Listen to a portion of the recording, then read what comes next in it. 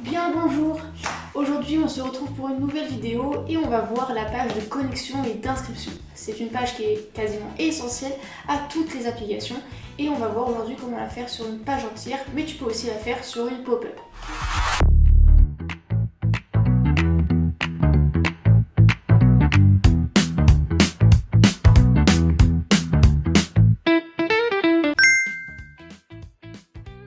Alors dans un premier temps, je vais commencer par créer ma page qui va me permettre de faire ma connexion inscription.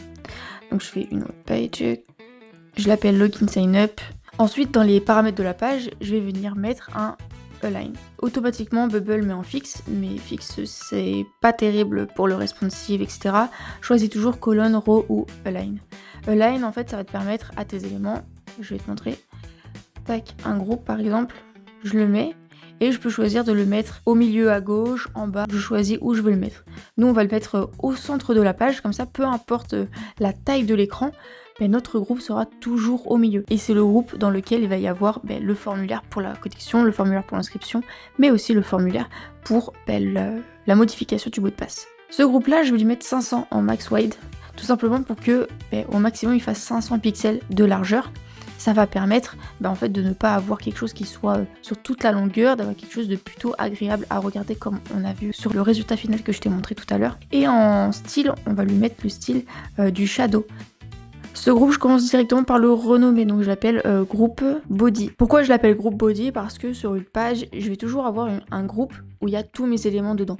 C'est le groupe où je mets tout à l'intérieur. Et ce qui est à l'extérieur de ce groupe-là, eh bien ça va être le header, ça va être le footer, mais ce ne sont pas les éléments principaux de la page.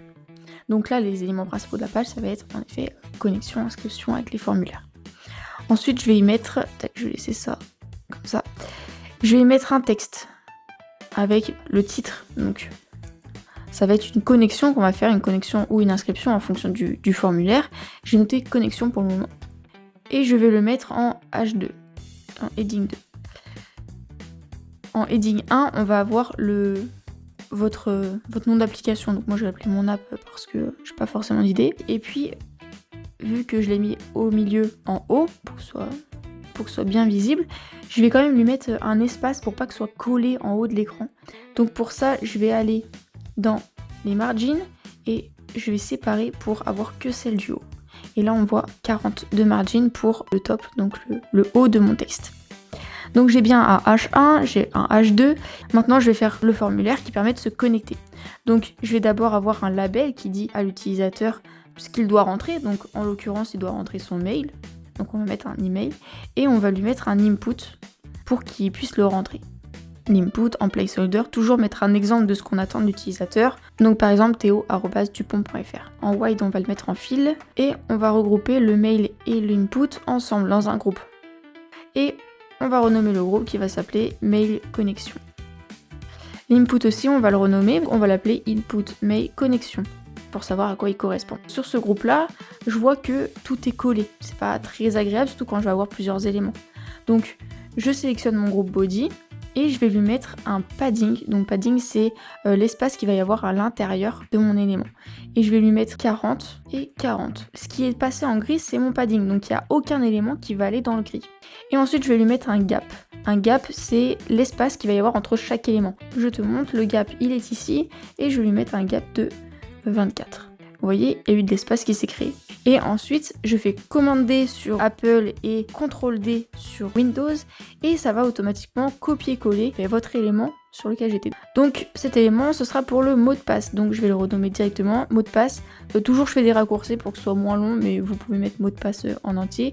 Je note groupe MDP connexion et ensuite c'est parti. Je renomme mon label, mot de passe et le placeholder. Vu que les mots de passe c'est toujours masqué, je lui mets des étoiles. Et en format, on attend un password pour mot de passe. Et ici, j'ai oublié de le mettre, mais email, c'est un format email qu'on attend. Donc en fait, le format, il permet à Bubble de vérifier que l'utilisateur ne s'est pas trompé et a bien mis une adresse mail là où on attend une adresse mail. Ensuite, il faut un bouton pour valider tout ça. Donc hop, on met un bouton qui va s'appeler se connecter, tout simplement. Et pareil, ici en wide, on va le mettre en fil, comme pour les inputs. Et enfin, si l'utilisateur n'a pas de compte, eh bien il va devoir en créer un. Donc on va lui mettre un petit texte qui lui dit pas encore de compte. s'inscrire. Ce texte, quand l'utilisateur va cliquer dessus, ça va cacher ce qui permet la connexion pour montrer ce qui permet la connexion. Donc on va grouper les éléments qui permettent de se connecter, qui font partie du formulaire de connexion. On va les grouper, donc j'ai sélectionné mon groupe d'email connexion, j'appuie sur la touche Shift de mon ordinateur, je descends, je clique sur le groupe mot de passe, je descends, je clique sur se connecter et je clique sur pas encore de compte s'inscrire, j'enlève mon doigt de Shift, je fais un clic droit et ensuite j'ai des choses que je peux faire avec ces éléments. Et moi je veux les grouper, donc groupe elements in, et je vais les grouper dans un groupe en colonne. Une fois que c'est fait, eh bien, je vais lui mettre un gap de 24 pour espacer les éléments et je vais l'appeler groupe forme connexion. Une fois qu'on a fait le formulaire pour la connexion, on va faire le formulaire pour l'inscription. Donc pareil, là je sélectionne mon groupe de formulaire de connexion, je fais commande D ou CTRL D et je vais l'appeler forme inscription. Pour le formulaire d'inscription, ce que je veux, c'est en effet un mail, un mot de passe, mais pas que. Je vais aussi vouloir le prénom, le nom de l'utilisateur et aussi qu'il confirme son mot de passe. Ici, le groupe s'appelle plus groupe mail connexion, mais groupe mail inscription, parce qu'on est dans la phase d'inscription. Et cet input ne s'appelle plus input mail connexion, mais input mail inscription. Pareil pour mot de passe, ce n'est pas mot de passe. Ah, j'avais pas renommé ici, vous voyez. Tac. Donc là, c'est input mot de passe connexion. Tac, input, mot de passe, inscription. Ensuite ici on ne va pas se connecter mais on va s'inscrire. Et ici c'est le texte, ça va pas être si vous n'avez pas de compte, inscrivez-vous, mais plutôt si vous avez déjà un compte, bah, connectez-vous. Donc déjà un compte, se connecter. Donc je disais, on a aussi le prénom et le nom de l'utilisateur à ajouter et on a aussi la confirmation de mot de passe. Donc idem, CTRL D ou CTRL V. Tac, et ici on va avoir le prénom de l'utilisateur, groupe prénom, en label ce qu'on veut c'est son prénom, et ici on va mettre un exemple, Théo, parce que c'est l'exemple que j'ai pris depuis le début. L'input on va le renommer prénom inscription. Ensuite pour le nom, c'est la même chose, on renomme et on modifie les éléments. Ici ce qu'on veut c'est le nom, donc on va mettre Dupont, et input nom inscription. Ces champs-là, pour le nom et le prénom, ça va être des champs texte et non pas email. Donc voilà, là le format, ce qu'on attend, c'est un format texte. Ensuite, j'aimerais bien déplacer ces éléments pour les avoir en premier. Donc là, je les ai mis l'un en dessous de l'autre. Ce qu'on peut avoir aussi, c'est grouper ces éléments et les mettre l'un à côté de l'autre. Donc on peut les mettre en row et on va leur mettre un espace, un gap pour le milieu ici de 16, et ici ils sont l'un en dessous de l'autre, on va mettre 24 pour coller ce qu'on a mis précédemment pour qu'il y ait toujours le même espace partout. Ensuite on va leur mettre un mindwind. Alors je sais pas trop comment ça se dit parce que mon anglais est pas terrible, mais on va mettre un 180 minimum, même un 200 minimum. Et pour le prénom pareil, on va mettre 200 minimum. Quand c'est fait, si on est sur téléphone et que du coup il y a moins de place pour mettre les deux, au lieu que ce soit tout petit et collé les uns sur les autres, eh bien ça va prendre de l'espace et le nom et le prénom vont se retrouver l'un en dessous de l'autre. Si je me mets en responsive et que je mets 320, vous voyez, les deux se mettent l'un en dessous de l'autre parce que ils respectent le fait de faire 200 pixels minimum. Une fois que c'est fait, qu'on a le prénom, le nom, l'email, le mot de passe, il faut la confirmation du mot de passe. Donc pareil, je duplique cet élément.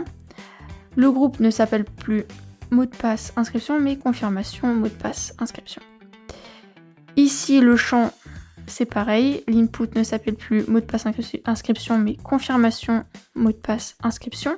Et je viens de réaliser que j'ai oublié, pour le mot de passe dans la connexion, de rajouter la possibilité, en fait, si l'utilisateur a oublié son mot de passe, il faut qu'il puisse réinitialiser son mot de passe. Donc on va ajouter mot de passe oublié, et là on va mettre un texte un peu plus petit. En 14, c'est très bien. D'ailleurs, je réalise que c'est pas très espacé au niveau des labels, donc je vais sélectionner les groupes où il y a un label et un input, et je vais mettre un gap de 4. Et ensuite, ici, je retourne à ce que j'étais en train de faire à la base. Ici, on met confirmation du mot de passe. Comme ça, les personnes savent ce qu'elles doivent écrire.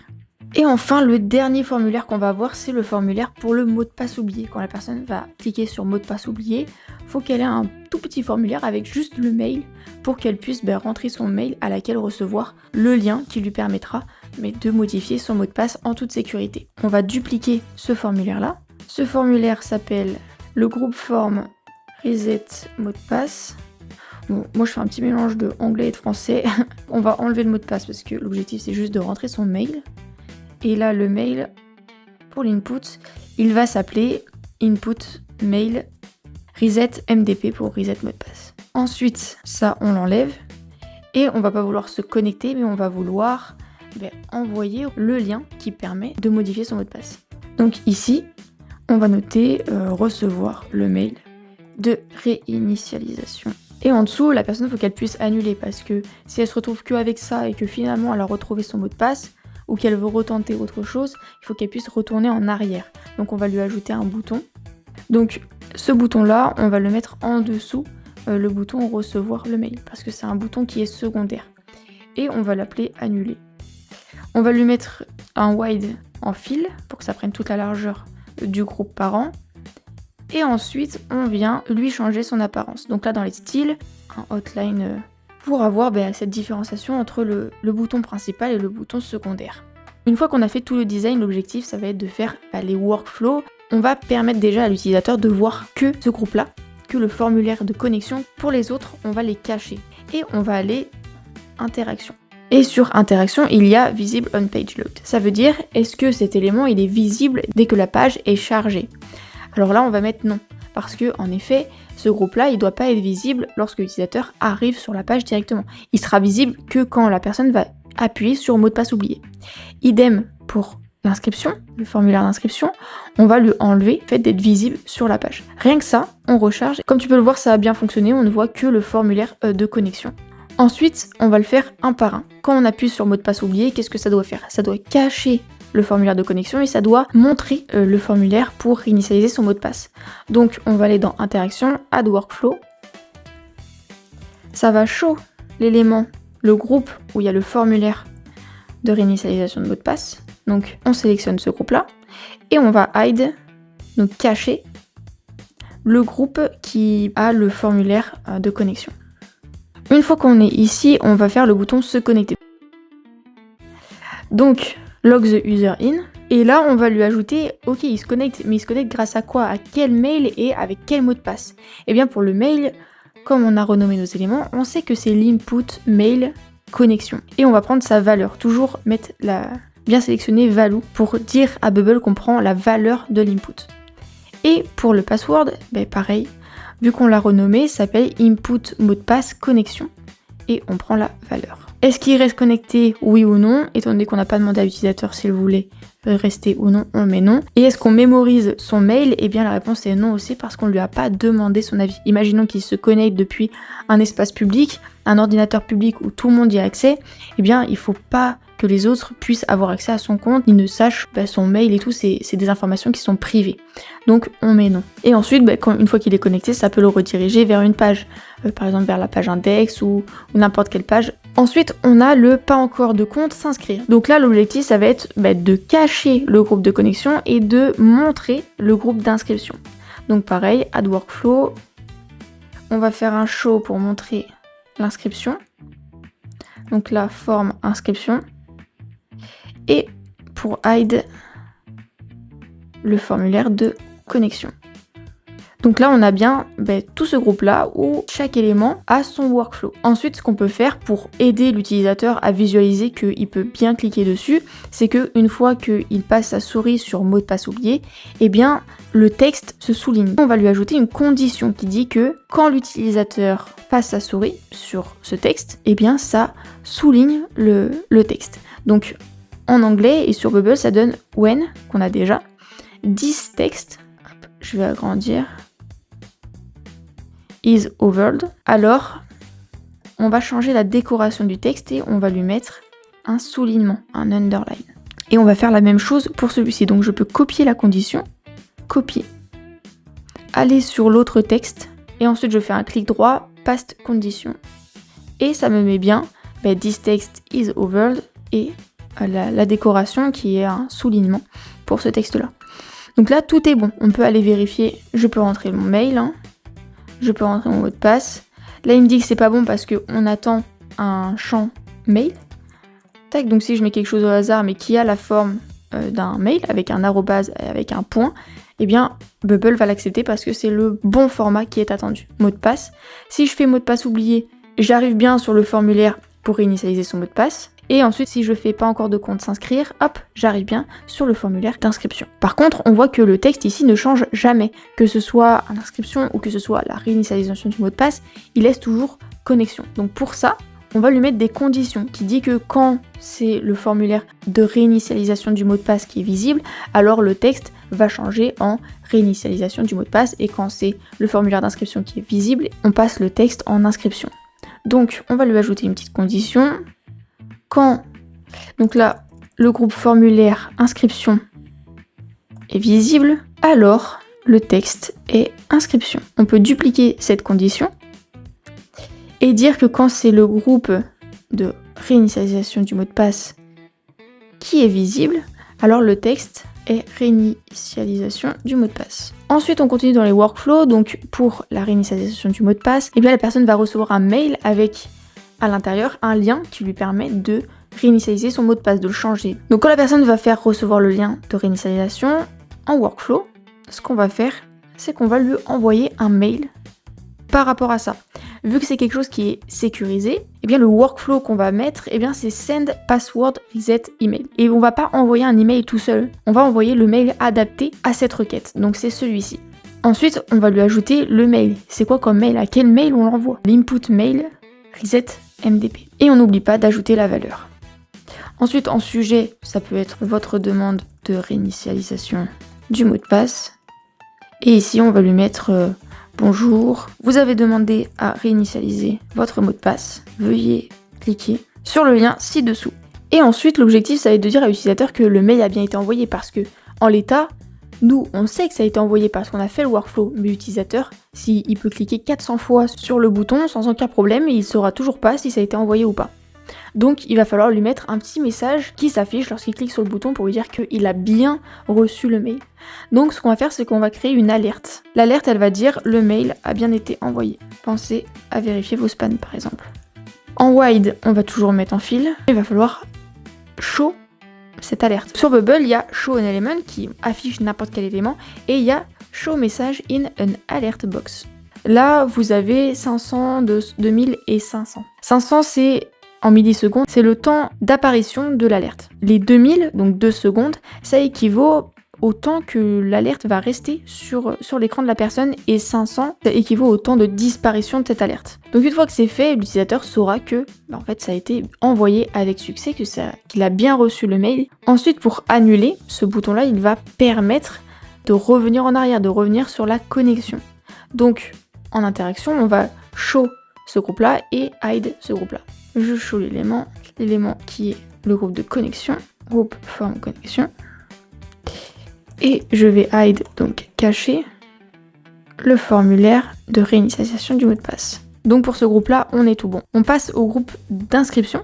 Et là, le groupe d'inscription, d'ailleurs, j'ai un groupe H qui n'est pas renommé. Le groupe, c'est pour le prénom et le nom. Donc pour l'inscription, on a 2 boutons. On a le bouton s'inscrire et le bouton déjà un compte se connecter. Pour le bouton s'inscrire, eh bien, on va sign up l'utilisateur. Donc on ajoute un workflow et en élément, on va choisir sign the user up. Là pareil, il demande le mail et le mot de passe. Le mail, c'est l'input mail inscription. Hop, on prend la valeur et le password, ça va être pareil, c'est l'input mot de passe d'inscription. Ensuite, est-ce que ça requiert une confirmation du mot de passe? Oui, c'est l'input confirmation mot de passe inscription. Et on prend la valeur. Ensuite, est-ce qu'on envoie une confirmation de mail? Ça, vous pouvez le faire, c'est même recommandé pour permettre à l'utilisateur de valider son mail, vérifier qu'il a bien mis le bon. Et ensuite, est-ce qu'on mémorise le mail? Ça, on lui a pas demandé, donc non. Ensuite, l'utilisateur, on lui a demandé son nom et son prénom. Donc, l'objectif, ça va être d'ajouter en fait ça à son compte. Eh bien, je vais avoir ici add all fields. Ça veut dire ajouter toutes les données qui sont possibles de remplir pour l'utilisateur. Donc, le nom, c'est l'input nom et c'est la valeur qu'on prend. Et pour le prénom, input prénom, inscription et c'est la valeur.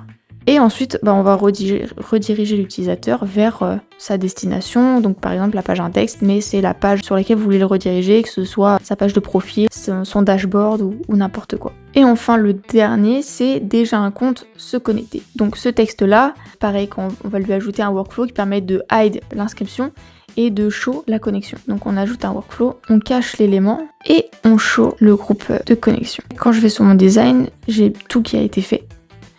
Et quand je lance la preview, j'ai la connexion avec le mail, etc. Si je fais mot de passe oublié, je peux rentrer la réinitialisation de mot de passe et faire annuler.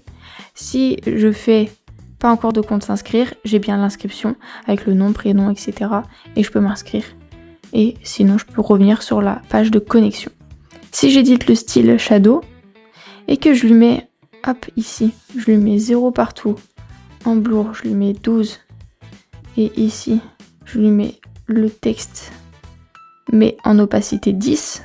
Une fois que j'ai modifié ce groupe, je vais pouvoir aller modifier, par exemple, les inputs, pour modifier, pas forcément la couleur, mais un peu le style, et mettre juste une bordure que en bas. Donc ici, pour les bordures, en top, on ne veut pas de bordure, donc on met en on. En bottom, on en veut un. En left, non plus. Et en right, non plus. Ça, j'ai une bordure que en bas et je vais lui enlever le radius. Une fois que le radius il est enlevé, je vais dans mon design et je vois que ça a été modifié partout parce que j'ai utilisé des styles. Donc une fois que je modifie dans les styles, ça modifie sur tous les éléments où je l'ai utilisé. Si je fais le test et que je recharge ma page, j'ai bien mon élément, vous voyez, qui a été modifié et mes inputs qui ne sont plus pareils.